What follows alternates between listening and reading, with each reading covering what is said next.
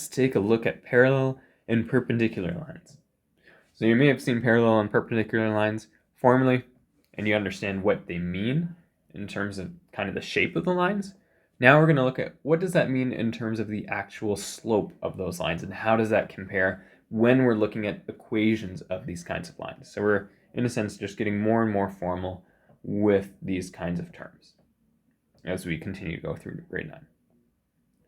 Okay, so to begin with, there is actually an activity. So if you haven't completed that activity, go ahead, find that activity, and go through it. That will really take you through what a parallel line is, what a perpendicular line is, in a number of different cases. For this video, though, we will just quickly consolidate and go through just some brief examples to really solidify the meaning of parallel and perpendicular in the case of those equations based off of that activity. So a parallel line, those are two lines that never intersect. So lines that are just traveling side by side. And if you were to keep those lines going on forever and ever, they would never touch. So what's very important is that the equations of those specific lines have to have the exact same slope value. If it's even slightly off, it means they would actually eventually meet. So they need to be exactly the same. So if we're looking at a bunch of equations, all of these equations are in y equals mx plus b form. So we just need to look at what's the m value. So what is the number in front of x? Because remember, the number in front of x in this particular form, that is your slope value. So which of these equations has the same slope value? Well, if we look, we have 3, -2, 2, and 3. So the 2 with slope 3, a and d, are parallel, since slope m is equal to 3. Okay, what about perpendicular? What makes a line perpendicular? So the parallel lines, they never touch. For perpendicular lines, they definitely intersect. Not only that, they intersect at right angles or at 90-degree angles. So one line's going like this, it makes a perfect 90-degree angle when it intersects. If it's slightly off, like this, then that is not a perpendicular line. So this is perpendicular. All right, and what's true about the slope values in this case of perpendicular lines? Well, they are negative reciprocals. What is a negative reciprocal? Well, what I mean is if you have the number 2, the negative reciprocal, well, first of all, the negative of it is going to be -2.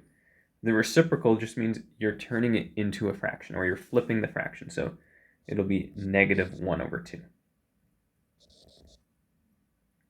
Or what if you started off with a fraction? What if you started off with -1/3? If you started off with something like that, well, the negative of a negative number is just going to flip back to positive. And if you started off with a fraction like this, the number at the bottom of the fraction is just going to flip to the top. So that would become 3. So change the sign.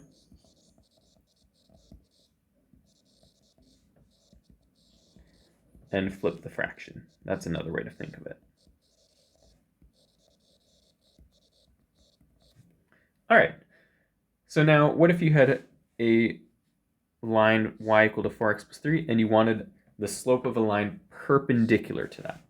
Well, first we need to know what's the slope of this particular line.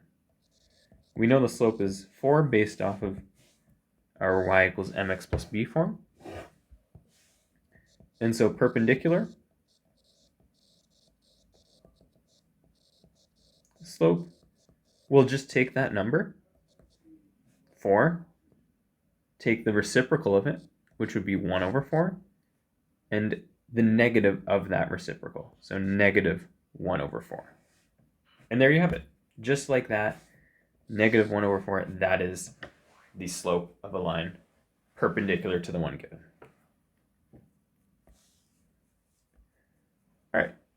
And now let's just practice writing out some equations given some information like this. So what if we have a line y equals 1/4 x plus 2? We want to write a line that is perpendicular to that and also has this particular y-intercept. So there's two pieces of information, so we're going to have to do this kind of in two steps. So part one is our slope, and part two is our y-intercept. And then we're going to combine those two pieces of information to give us the equation of the line. Okay, so for our slope, it's perpendicular. So this is the sign for perpendicular. So that means perpendicular. So that way you don't have to write out perpendicular all the time. It does take some time, so it is nice to have a shortcut for that. And our starting slope value here is 1 over 4. So we want something perpendicular to that. So let's just write our starting one. So if we want something perpendicular to that, we need to flip the fraction, as in take the reciprocal. So if we have 1 over 4, that's just going to become 4. And then we want to take the negative of that number. So negative 4. So this is the slope that we want in our new equation. All right, what about the y-intercept? Well, we're just told that that's b equal to negative half. So no work needed there. So we have our y-intercept just like that. It's not necessarily always going to be directly given, but in this case it was. So then combining those two pieces of information, we can write our line, remember, in y equals mx plus b form. So we can write it as negative 4x minus 5. So remember, if you're adding the negative intercept, you can just write it as subtracting that number, and that's totally acceptable. So down here, we have the equation of the line we're looking for. Okay. Let's take a look at a slightly more complicated one where we aren't directly given that y-intercept. So we want a line that is parallel to this given equation and one that we don't have that y-intercept. So again, I'll split it up into two parts. So our slope, and the second part, our y-intercept. So I'll do it in two stages and then combine it like we did before. So our slope. Right now we have 2x minus 3y plus 1, and we want something parallel to that. So this is our sign for parallel. Two lines beside each other. Okay. The unfortunate thing is, with the equation in this form here, we don't have the slope directly, because this isn't in y equals mx plus b form. So we're going to have to rearrange to y equals mx plus b. So it'll take a little bit of work, but let's do that. So first, we have the 3y. The y needs to be on its own side. So we're going to do this in a slightly different way than what you might be expecting. We're going to move the y to the right-hand side. Right now it's minus 3y, so it's going to become plus 3y when you move it over. And when you move that over, well, that minus 3y has disappeared, so you're just left with 2x plus 1 equal to 3y. Okay, so while this isn't in the same order, y equals mx plus b, we at least have the sides separated out the way we do, which is y on the one side, x and the number on the other side. All right, but usually we don't have a number in front of y, so we actually still need to get rid of that number in front of y. So we need to, this 3, we need to move it over. Right now it's multiplying by y, so we can divide it by 3.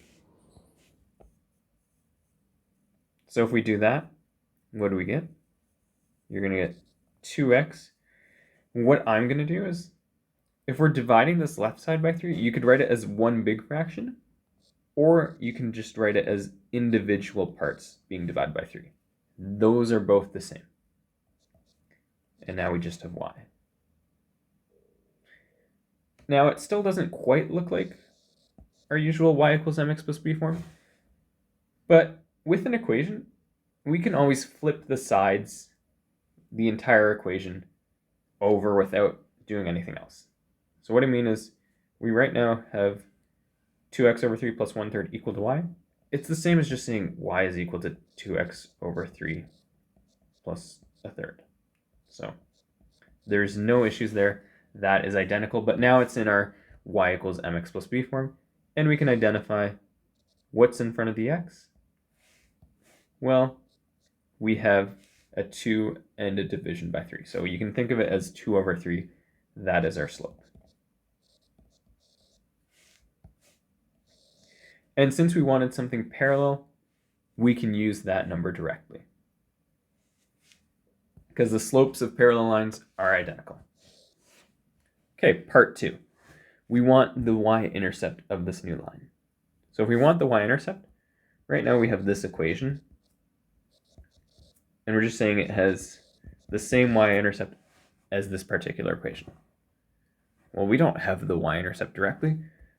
We could either rearrange it to get it into y equals mx plus b form. That would work. Or the y-intercept just occurs where x is equal to 0. So if you substitute an x equal to 0 into the equation,